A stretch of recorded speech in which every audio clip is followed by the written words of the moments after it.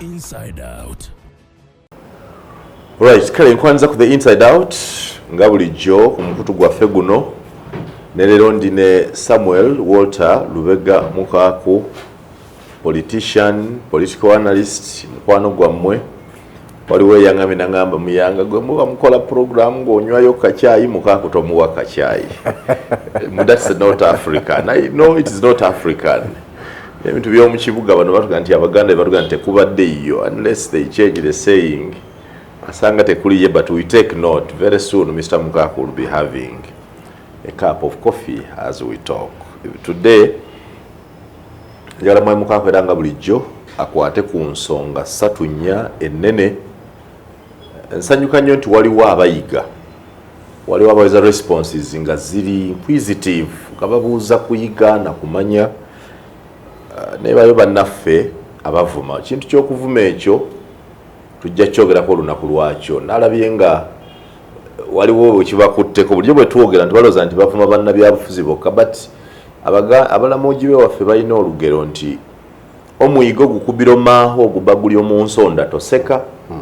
Meaning nti omuggo ogukubye muka kitaawo, ogukubye mujjawo bwe guba mu nsonda toseka. Anytime gusobola okuvayo ne gukwata omulala. Kati bulijjo bavuma bannabyabufuzi, bavuma ffe bamuyanga biki tubaga nti bannaye empisa y'okuvumira ku mikutu kuno esusse. Omwana we yafunira amaanyi yagenze kubambira kabaka, n'avuma kabaka, n'avuma Buganda yonna.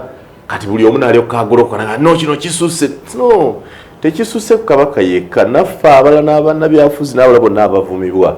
Nobody should be abused because of an opinion. Nobody at all. Because you don't agree with me, because you are not the same tribe or religion or academic excellence or anything. There's absolutely no reason why anybody should be abused. Kale, mwe Mukaaku nsanyusa okulaba. Nange bwentyo ssebo. Katandikire ku wazibu. How prepared is Uganda's opposition ahead of 2026? Bannankyukakyuka abajagala bo bawera. Every day omuwendo gw'abagala okukyusa gavumenti, okuggyako Museveni, okukyusa NRM, bo bongera kuwera. But how prepared are you as the alternative? By and large, ill prepared. Ill prepared. Good.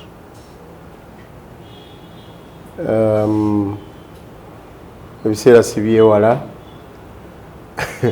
ng'akajojijoji k'ebibuuzo byo kantutte mu kunnyonnyola embeera empya. Embeera ezo naye naddalamu embeera eno empya. Embeera eyo nagikunnyonnyola nti yeya OIG. Simanyi oba okyabijjukira. OIG. OTN ne OMM. OIG yali opposition in government. Opposition in government. Waliwo ekikunsu ky'opposition kati kyekyeraba nga kirina kuba mu government. Wadde government osigala oli mu opposition oba nti ndi mu government. So opposition in government. Are you really in opposition? Bo opposition webali olwali tulabye mawulire. Okay, mulabi. Tegedde. Tegedde. Opposition in government. We will oppose from within. Yes, for tuli opposition. Tagenze kubeera naye nga tuli opposition naye tuli mu government. Era kati ebibiina byonna kibiina kye kitalwadde kigenge ekyo bakitambe ekyo. You mean buli kibiina? Ekyokubiri n'ekyakajja ekipya. Ate ekyo bwo kigende wala kirina bubi nnyo. Sooka olinde. DPA nayo Mao n'abalala. Mao Mbide Siranda ne Company Advocates. FDC yasuulayo. Sijja kubyogerako ebyo ojja kundeetera emitawaana. UPC. Mukyala Ssebuggwawo si opposition in government. Oyagenda. Mukyala Ssebuggwawo ya crossinga ayo. Nga ffe bwe twalina mukyala Mutagamba. Kyajjukira. Nga bwe twalina muzeeyi Remi Kasule. Okitegedde. abo si je baita opposition in government. So boita opposition in government be baluwa mwa Mukaaku. wonatyo okuleetera emitawaana n'otayogera oba tonyambye mu FDC ensasage ebaddewo ennene mu FDC ensasage ebaddewo ennene gy'omanyi yatandika sirina wano walise bonsindiseekebulaya mu FDC ensasage ebaddewo ennene evudde ku ki opposition in government garategera ekyo bulungi ntize nkyali wa DP wa UPC wa gumu naye olw'obudde bwo examples ezisinga okuba ennungi by the way kibanga colors color blue erimu tones ninga blue sky blue deep blue light blue and tones nebino ebikuusu byenjogerako leka kubitwala nti buli kimu kirina okufana birina tones naye nga biri ekyo so nze wano kulaga amangu nkulaze kanjogere ku kyange nkulaze baganda bange bakwatibwa ekitambo kakati Norbert Mao Siranda Mbide and company advocates. Okay? What is company advocates? Company advocates bekitegeza tinabo oluganda lwabwe abatonotono tolaba nti kyampuna nga mukulu Mao atuula eri ng'awakanya ababi naye nebyayogererwayo nebiri mawulire ga his opposition in government. Owokubiri mukyala Akena and the company advocates. Mukyala Akena talinga mukyala Sebugwawo. Akena yagaana okuva mukyala Akena talinga mukyala Sebugwawo. Ye waayu. Era nze mukyala Sebugwawo, I'm happy with that lady. Siina buzibu. She was direct. Yagenda. She was direct. Era bwe musanga mugwa mu kifuba mwaniriza ne bw'aba agamba nti wange Sam nine 15 zizo gendo liye kunziria bulungi. Zizo bulungi openly. Akati oyo simunako because she is clean. She yakola accountability. Taina accountability deficit. Bannange nze ngenze balimbe gatteko nkole nabo ne mumanyi omutima gwange bwe gubadde naye embeera entutte bwetyo naye sijja kubaziyiza kukola bimukola ki bimwagala bwabaawo kufiirwa kiki biki nga mulaba nandibadde tusinkane sina mutawaana naye ati tulina opposition tulye nabo OTN eyakwana ku mu lulimi luli olw'ebulamogi bagita milk-card opposition MCO opposition era eyo yenene yesinga obunene naye nayo nga bwe mbagambye yina tones eri oba in government bagita yellow eyina tones wejwalo oba kipapaali oba yani opposition tulye nabo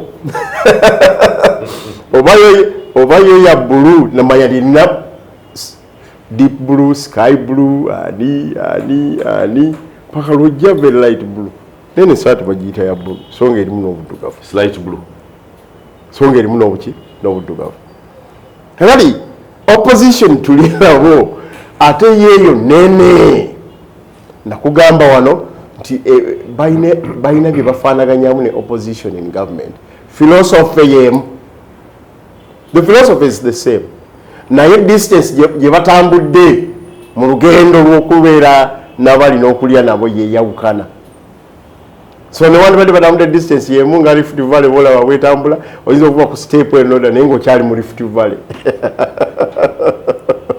naye ng'oliko waggulu naye nga wali bali eri ku Naivasha wansi otegedde okitegedde kakali opposition eyo philosophy yemu bo bagamba bombi the end justifies the means enkomerero ya byonna yennyonnyola lwaki twalina okukola ebibiina bitwakola the end justifies the means ye philosophy yaabwe kakani wabeerawo ne opposition endala teri nnyo majority kati nga bwekyabangedde kati erimu ku minority opposition mulamwa opposition mutindo era nakugamba wano nti gwe oli mu opposition ebbanga lina libadde mu opposition gwe oli mu opposition mulamwa bukyompita tonsabanga kasente oyita nze noyita leader opposition noyita gwolowooza nti kale wadde ali mu gavumenti naye era alina ebirowoozo ebizimba kiyinza otutuusa kitutuusa tonsabanga kasente waliwo ne luwali obubi naawe oli mu kampeyini ng'ozeetaaga naye waliwo banamawulire nga yaganze nze najja wano okwesimbawo nompa ku NBS kola okugenda ku NBS kyali kirivu ne bakugamba kati gwa FDC wadde otya omusajja oyo noga no muwadde Mukaaku wampa essaawa 2 kumpi 3 noddamu nompita yogera byoza okukolera abantu bakuyita little known tewansabwadde neno ate nali nva Bulaaya so njagala okutegeeza gwe kiki wakola bagamba nina omuntu gwendabye mulabyemu omulamwa kamuwe ka space kensobola nze ekyo kyensobola muyanga waabwe waliwo n'abamuzananga nti abatakwagala bagamba lwaki oleeta oyo muyanga ab'okuleeta bakuweddeko bikino nga nti okay bwenajja nga tuzimba people power nga n'abamu tebanaba kugitegeera nti tuzimba najja n'ogamba nti nze nja kugenda ahead ngenda Bulamogi naye Mukaaku sikyagala nnyo kwesimbawo nakusanga Bulamogi abantu abaali mu sizoni eri n'obampa polisi neyagala otukwata n'osalira amagezi netugenda mu bizimbe bino netugendako mu katale. You never ask for a coin and I will respect you for that. Bulamogi nze ani yandinyaniriza ntwala people power tewali yali amanyi bano bakyagulenga teri abamanyi tuzimbe ground okulaba nti n'ab'e Bulamogi Buyende n'awalala era guwambulira Bulamogi bwali connected ne Buyende amakubo agayiteyo ge twayitamu agali amazibu abantu ebikajjo byabayo naye ng'ogamba bano bamulamwa naawe ofiira ku mulamwa. So philosophy yo the means must justify the end. Opposite, because without the purity in the means, the end result can't be pure. Without making the necessary sacrifices, tosobola kutuuka ku lyengedde. Yes, ffe muyanga lutaaya tuli mu 4th and 5th platforms emyaka gituyiseeko naye kikulu naye tuclose ku baana baffe kati opposition eyo egenda efuuka endangered species. Naye bali ababiri baba kugamba bemba njagala kifo kyabwe mu e Bulamogi nebo kiba kyetagisa kukolagana na NRM katukolagane bwemba njagala kifo kya MP nebo kiba kyetagisa kutunda ku bantu bange nemba waayo nze ne bampaayo miliyoni 10 nenfuuka MP ebirala nalabye wano eggulo abantu nga bayomba ku mikutu bakola ki kubanga omubaka w'e Lubaga yabayadde ku mukolo wange Alosias nabagamba bannange mwogere ekyo nze kaadi yange nagigula miliyoni 95 ne risiiti njirina engabya ddala bituufu yawubye ne risiiti luli yabyogerako bwogezi teyajayo risiiti nokwetwale mu kooti kuba yano nenyali ekyo n'agamba nze nagigula. Ekyokubiri nze saali WNUP pase era saagala amateeka gamwe naye nebagana naye nze ekimbeesa mu NUP nkimanyi era temugenda kukijjawo. Nze abamutwalamu ngabo sibanyiigira sinza kunyiigira muganda nga Losias. He's open olinga nze he's open nze omuntu ayogera amazima amabi he's open n'omutegeera kakati naye yakugamba atya ekyo yalina okukikola y'okufuna ekifo okuyitawo yes gwe alina ebibyo byoyagala okunoonya byotatunula mu Mukaaku byotatunula mu Lukyamuzi byotatunula mu byotatunula council byotatunula mu Kizito byotatunula mu ani no era n'osalawo mukulu wa Rosias be patient with him ebiseera biri byotatunula mu Lukyamuzi byotatunula mu ani n'ogamba nti katuwe omusajja agenda aliyeko igwe yeyagadi kati ekikulu kulyako omugenzi yakubuulira openly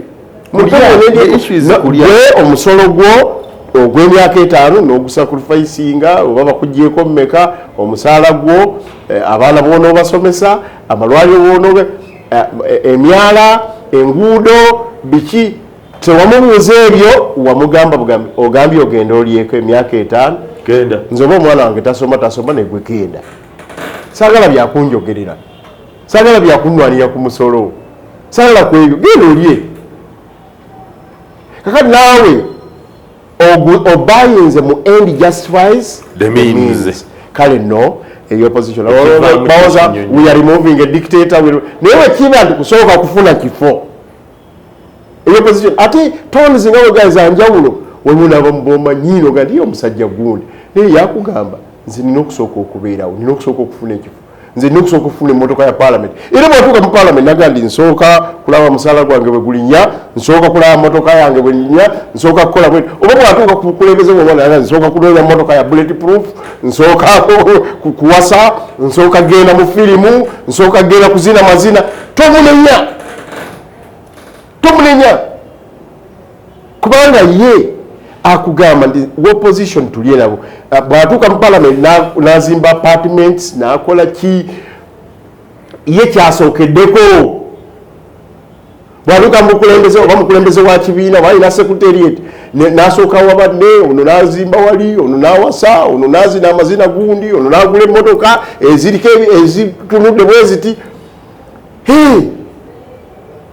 ye filosofe yage tulye nabo balya tulya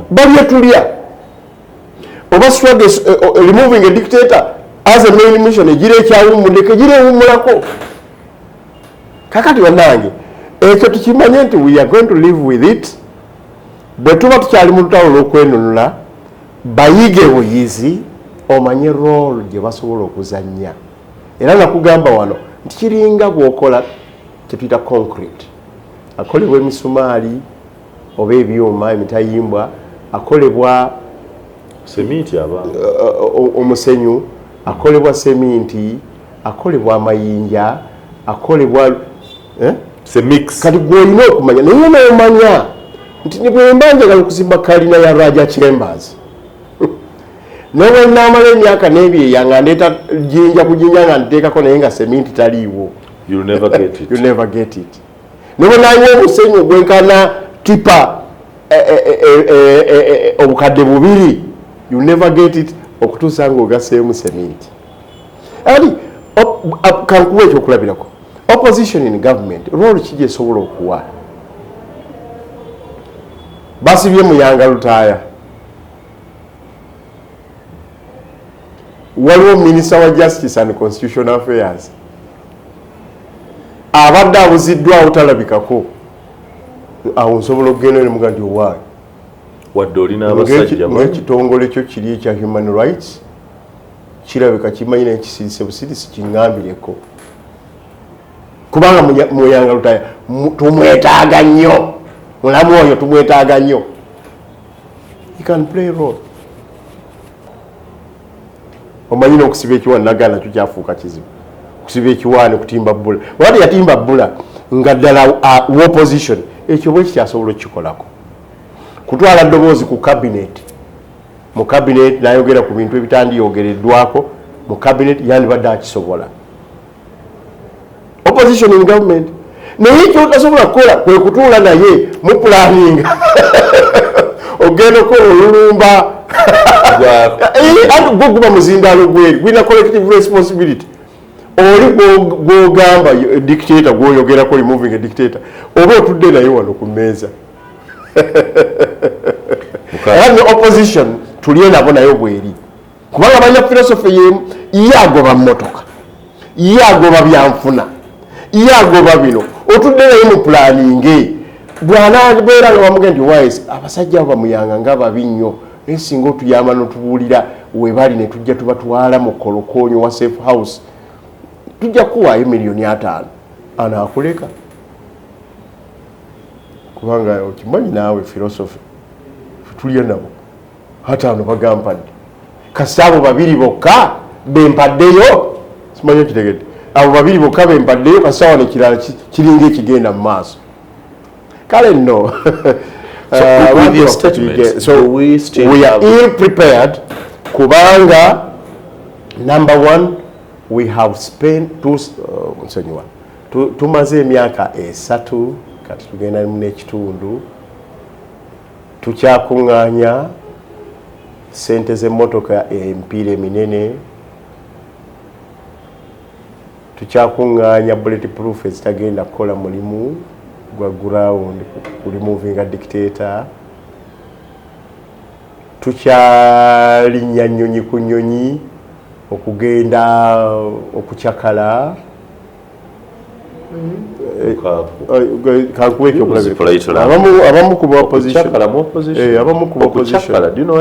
abamu ku opposition kankuwe bali mu kucyakala budget ya minister mpayo minister Gobi PS Gobi oba minister Kasaija Kasolo gye yeyambisa okutambula ebweru kabe wa foreign affairs abamu ku opposition kati bagikubisizza mu myaka gino 3 bagikubisizzamu emirundi 3 ku nnyonyi budget yo opposition okutambula ku nnyonyi na nene okusinga ya minister emirundi 3 ate wa foreign affairs ono mutabani wokero keroliem bw'obala emirundi gye batambula okugenda Canada, America, South Africa, wa n'obala emirundi gye batambula ku ssente y'ekibiina nkiddemu nakyo ku ssente y'ekibiina si ku ssente yaabwe naye ku ssente y'ekibiina gye eyandibadde ya struggle n'obala emirundi gye batambula ekubisa mu yoriemu Minister of Foreign Affairs of State egikubisaamu emirundi 3 kibizibu ki omuntu ate nga emirundi mingi bw'ogenda okukiraba batambula na business class mu struggle nno eyali moving a dictator ali mu business class etikiti eyange eya economy otegerekeka bw'aba atutte ku baana n'omukyala nga yabatutte kubisaamu eri ensisi zaffe ziri bw'aba ali waali expenditure kubanga tali mu system eba nene so njagadde okugamba that budget is a huge. Let's go to the principle. What's wrong with going abroad? So mbadde nkuwa what's wrong preparedness gye njogerako leero mwami gombuzi ndola ategeka nti agende ku Canada opposition yenna agende Canada agende South Africa agende Azerbaijan akole alinkinga akole network yabayinza okutwatirako mu struggle ya wano. What's wrong with that? You can travel as many abayinza ndi otunulya audience jasinkanye nakomawo akunnyonnyoleza kye twafunyeeyo wakiri mu meeting ey'omunda ate ogenda okuwulira ng'oyo weewerwa kugamba tusonda $2 billion omwaka kuzaava egindi n'ezegindi naye munnaffe nga tetulaba kye zikoze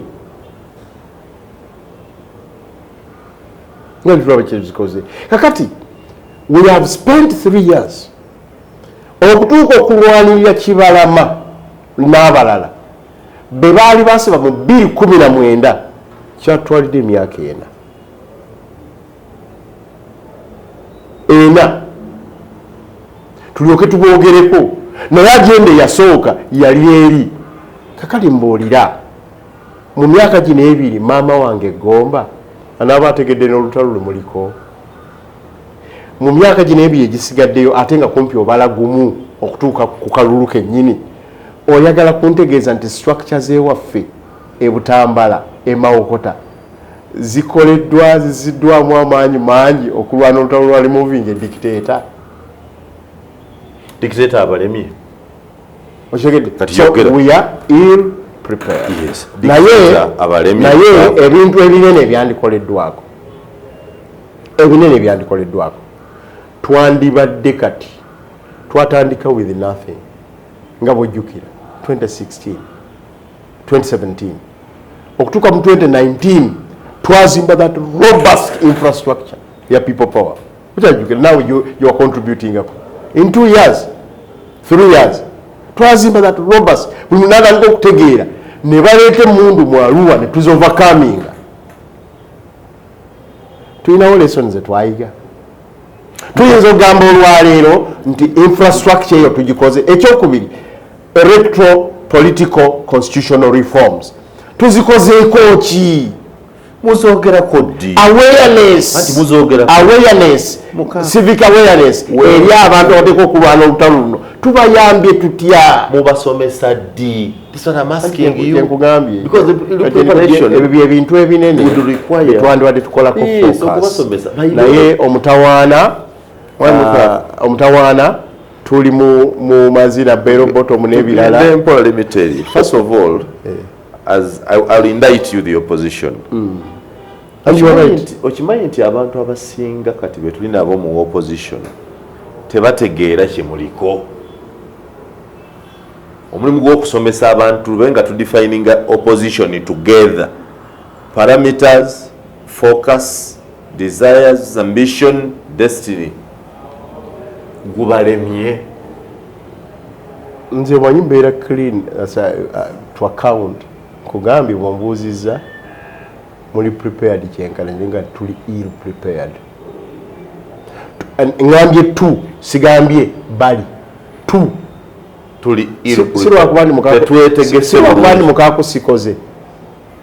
Tetwetegese bulungi. Era njagala kubuulira kanfune baasa yange wali sirwakubani Mukaaku sikoze. Nkoze kyonna ekisoboka bwe kiba nga twakava mu kalulu okuŋŋaanya opposition nga ne ba leader of opposition banuupu mbatwaliddemu. I did my job right from January nga tebanabana kulayira.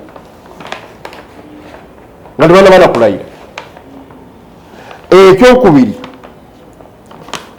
bwe twatuuka nga emiwendo economy abantu bava mu covid waliwo obuzibu okimanyi bulungi mwami Muyanga Lutaaya nti nakunga abantu nenkunga n'ababaddewo babonange bamukulu Besigye ne mbagamba tugende ne tukola red card nakati emisango nkyagirimu.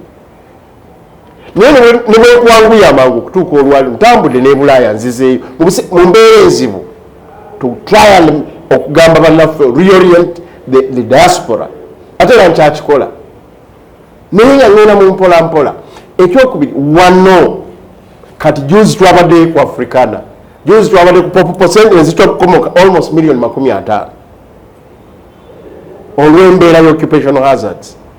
Tuzeemu twogera ne police, twogedde ne minister, tuzeemu kati tulina ebibiina CP ani ffenna tugamba parties together sebeera nkuyise ku mukolo gw'ensambya ne banno b'okola nabo omulimu zino kaadi zaabwe ne zino baasa zaabwe omukolo gw'ensambya the grand big tent event ensambya omulamwa coalizing quality leadership. Omwana obaana akalaba coalizing quality leadership agamba parties together with the union of the UID alumni cordially invite Sir Simon Muyanga Lutaaya to the grand big tent event due on Wednesday, the 29th day of February 2024, 9 a.m. to 5 p.m. at Nsambya Sports Ground. The mission is coalescing quality leadership for New Uganda. Okay. Kakati ebbaluwa zizino kubanga luli bagamba nti mwabaywadde ebibiina byagambye ekintu Mukaaku kye bakola bamulamwa tuteekeddwa okukiwagira. Ate ebibiina ebimu ebirala byo bikyajja era byongera okuwagira eno nga nnungi eriko buli kibiina kya byabufuzi kino ekiri waggulu bakiyita alumni Social Democratic Party SDP NED JEMA PDP CP DP block nga kuliko n'omukono okakasa poliisi nti ffenna tugenda kubeera wamu n'abakulembeze ogwa Lubega Samuel Walter Mukaaku Henry Lubowa Katerega Muhammad Basajja Charles John Ken Luchamuzi Gonza Karo wa PDP.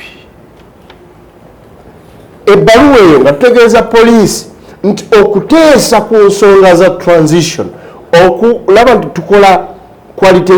tukoalizinga quality leadership mulamwa kikulu nnyo kubanga yegenda okuba turbine ey'okukyusa bwe tuba twagala okukyusa eggwanga lino n'okulwanira omuntu wa bulijjo.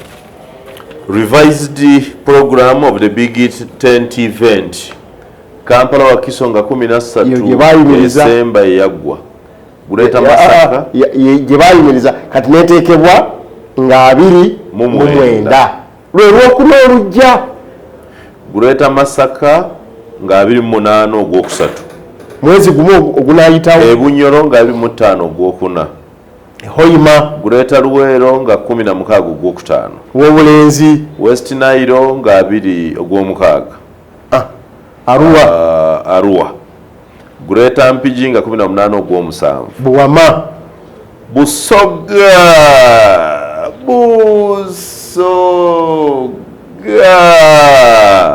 nga 15 ogwomunaana tuwumulamu Kakindu awo ne tuwumulamu kubanga tetusobola kubeeraawo nga tuli mu politics wakazanyirizi nga tuli mu leadership just buli omu akole bino ebintu leadership kati bintu bya political social elites abapatikanyi Mukaaku bebyo Mukaaku njagala kusoma ndi musajja muyivu bw'oba oyogera nange okiteeka nga the back of your mind that I'm talking to an educated person soli wa bulijjo ebibiina byonna bikkaanyizza nti bidde wamu biredefining a struggle y'okuggyako gavumenti ya Mwami Museveni oba okuleetawo embeera naye ndabamu SDP ndabamu NED ndaba JEMA ndaba PDP ndaba CP ndaba DP block ebyo byakatandika FDC NUP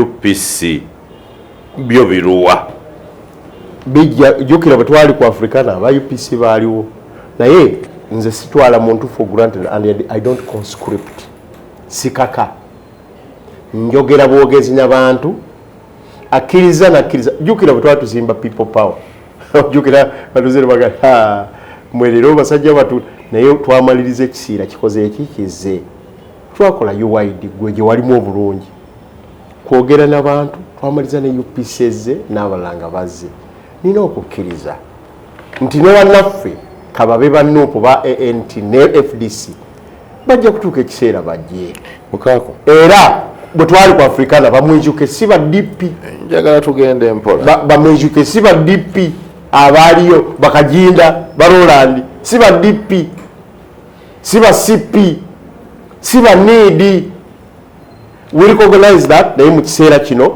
abatadde etofaali n'okugamba poliisi nti tuteekeddwa okuba na kino be bakyali awo obudde nga bugenda.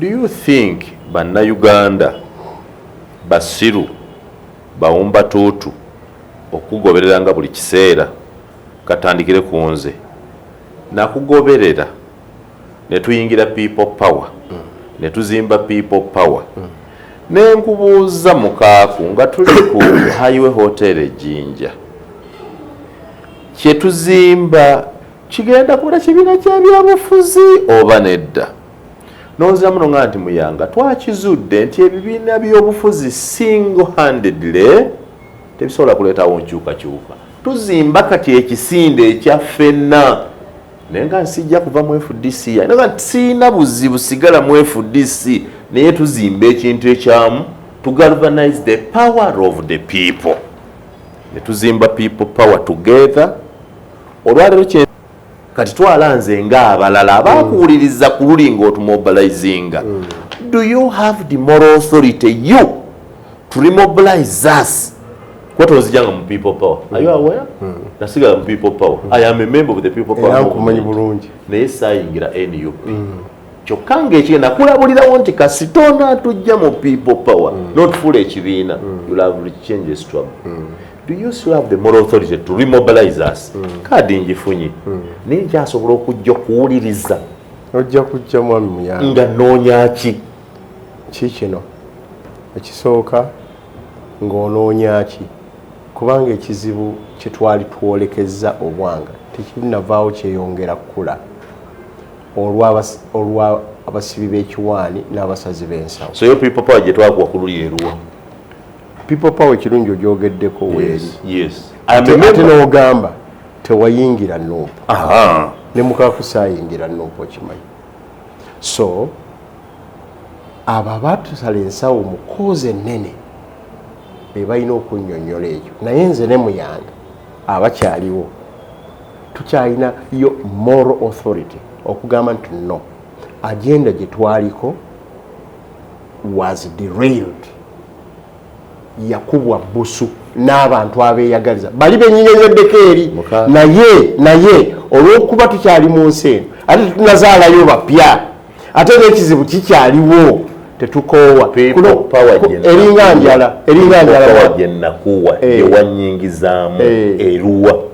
People power gye nakuyingizaamu yeeyo gwe gye wasigalamu antubuliza gye wasigalamu n'abalala naye ekyomukisa omubi ne wabeerawo bali batulye nabo abaagamba nti ffe tusooke tugende tunoonye obufu ne babufuula Katonda. Si musango gwo era omuntu yena gwensanga akuteekako omusango aba mukyamu, nanteekako omusango aba mukyamu. Naye okututeekako omusango generally nga opposition basobola otuteekako, wabula mu kiseera kino ekizibu kikyaliwo eringa njala tokoowa asiika obulamu tassa mu mukono. Olwo olugero lwa Balamogi, lwa Baganda, lwa Banyankole. Not an ordinary person. Omanye abantu ba bulijjo boga nti nga I have sacrificed. Balowooza nti sacrifice means saddaaka ey'okusala embuzi n'ente. So bw'ate bali musayi tamanya sacrifice. Yes. Do you ever sit home and look at the sacrifice that some of us have made to where we are today? I always sit and feel so sorry for ourselves, and especially nze ate nga sinaba nakweteekamu ku bantu abo buli kaseera abavaayo nga batrust nze. Nakuba wana ekyokulabirako abantu baali bagenda gye tuyita Luweero Triangle. Luweero Triangle yali mu Greater Mpigi the districts kati olwaliro 3 yali yeetoolola Kampala ono paka Ntebe, Busukuma, Gombe, negenda Gombe Maddu, negenda mu Luweera. Naye newabairawo Luweero yennyini Nakaseke, Nakasongola n'awalala Greater, newabairawo ne Greater Mubende kati olwaleero eyali Mubende. Batugamba ku record nti twatta abantu 5,000 mu myaka 5. Naye ate n'obuwanga obumu bukyalabika nti kumpi twatugenda mu miliyoni. Naye ne bwotwala 5 gokka per day kitegeeza twattanga abantu 273. Bw'oba ogenze ku miliyoni ku 600 per day. Emirambo egyagwa wali ebiso, emmundu, enjala n'embeera endala yonna olw'olutalo. Parawa be bantu 12 ku 25 parawa. That was too huge. Ku kagolomolo k'Eluweero kokka, si ggwanga lyonna, baakikira eggwanga lyonna naye ku kagolomolo k'Eluweero kokka. Olwaleero ogenda ewa mukyala Zizinga wali Endejje, wali opposite ne Bombo Barracks, toyinza kusangawo oluguudo lulinga lw'eggulu. So n'eggulu naye kiyisemu mu ngeri y'emu. Njagala kulaga okumanya people can be very very very very. Toyinza kusangayo ka factory, toyinza geraageranya ekiri awo n'ekiri e Hoima nekiri eggulu oba nekiri ekiruhuula. Omuntu weruweero tasobola kufuna bifo kyayunula nga director. Kyenjagadde okugamba abantu batimba naye naabo abaali mu lutalo nga Besigye nga Bamanya Musheka nga Bakategaya nga paka ku Bambabazi bakugamba hold on a minute, bino si bye twalwanirira. Ekitimba bbula kyaliwo kati bakugamba tuleta NRM piraawo n'abagikulira be Bakajiiji n'abalala abalangira. So kyenjagala okugamba wano sebo nti ekisalansawo n'ekitimba bbula as problems z'eggwanga lino ng'ogyemu ze twamanya luli nga bantu bagenda mu nsiko nti the problem with Africa is overstay. Is overstay. Ojajjukira, this is a fundamental change. Tusigala tuli abantu bebamu, ekizibu tukyali nakyo, katwongeddeko n'ebipya bituva okunnyonnyola. Tusaana okwekuba mu kifuba oba tukolerera abaana baffe Mwami Muyanga Lutaaya oba tusigala wakati tugamba we have resigned baliraba naye naguno gujjwa okyampita Mwami Muyanga wano tubeeko bye twogera eri eggwanga tusobole okuyamba kitalo nnyo okuba nti tuvumibwa ne tutuuka n'okuba nti ne bakyabazinga ne Kabaka bavumibwa naye ate tujja kukoowa kubaako kye twogera. Tuyinza okukomya okuzannyira ku life y'Abannayuganda. Abamu ku mmwe Mukaaku mwogera ku struggle. Oba luzungu lwe lubakaluubiriza mujje mukiteeke mu struggle. Ekigambo struggle, when you talk about do you know what it means to struggle? A struggle that buli kyoyagala okufuna kyakuwaguza buwaguza kulwana struggle is not to walk on a smooth road. When you talk about this thing called a struggle, do you understand? Do you understand what you talk about? Can we end this political comedy? And when can we? Okutematema ensonga zino abatonotono abategeera bategeere kigende nga kikolanga bwolaba enkulunga feces bwetandika n'akagundi akatono obusa akasa akatono negenda ng'ekulunga negenda ng'efuna ekinene Katonda mbeera nga n'embiro kwokoze eki. So yes, I'm fearing to offend you. But you be feel but I should offend you today. Yeah. Olabye ekibuka ekyoyogeddeko ekikulunga akatono bwe kikulunga bwe kiweza. I think some of us abali mu kejo tukulunga ebyo. Tukulunga, but and the Bible knows. But it is the same philosophy. Museveni bwe yali agenda okwegatta kuba alina okununula eggwanga lira naye n'abeera akasongezo k'okununula yatandikira Luweero triangle n'amala n'asomoka n'agenda Hoima Kasese yayitayo Bukisi ku lutalo lwakyalayo neyekweka ebusoga ebunyeewa neyekweka ebusoga paka ate lwe yayita eri n'akomawo Katonga n'ayingira wano kyali nkulunga paka nga ye bwagamba lwe baanunula eggwanga lyonna. Buli kimu olina watono w'otandikira. Nze ndi musanyufu ne media organization yaffe. It started small. Abantu batandise ndaba kakati emitwalo n'emitwalo gy'abantu egira aba media eno. Sirina kubuusabuusa nti nga bwe wazimba NBS ne Bakim kati NBS yeriwo ne wano wagenda kuvaawo olusozi lwa media. Buli muntu olusinga okubeera butokyakola ki tokyaliwo era naye ejja kuba nkulunga.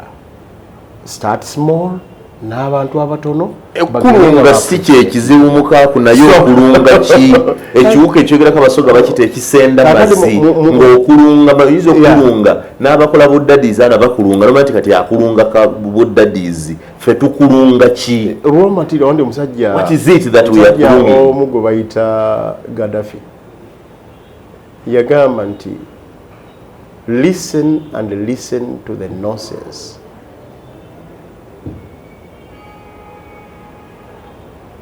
Osengeje nonsense nga yogifudde raw material ya sense.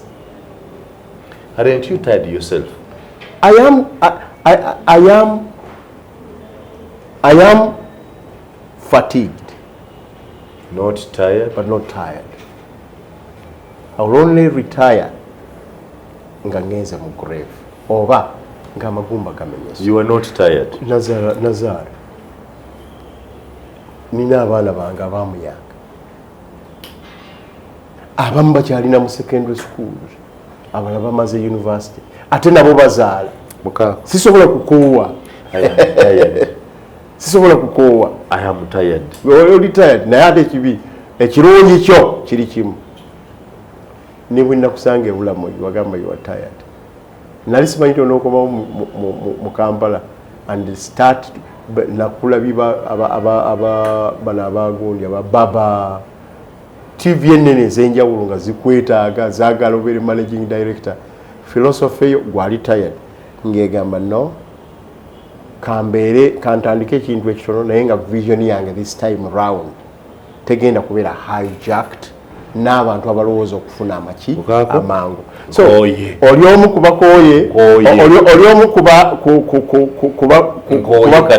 kubakooye naye tonnanafuwa. Nkooye obusiru, nkooye obubbi, okooye n'okuvumirwa, nkooye okuwuddisibwa, nkooye okuvumirwa, nkooye struggle ekulunga. Naye bino byokola bye bimu ku bigenda okuyimiriza ekyo. Kuba njagala nkubulira ku media ene yaffe giddemu erinnya abantu baliwulira. SML News. Ku media eno tekyali asobola kuleetako nonsense. Ekyo tekisoboka.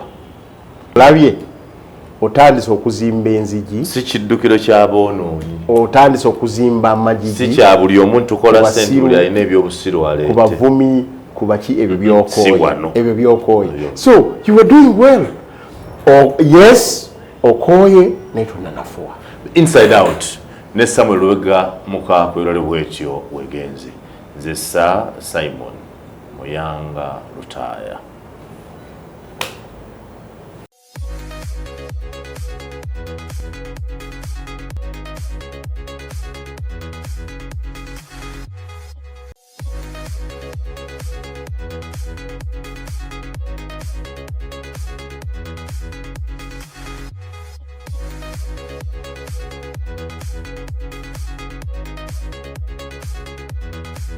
This is Inside Out.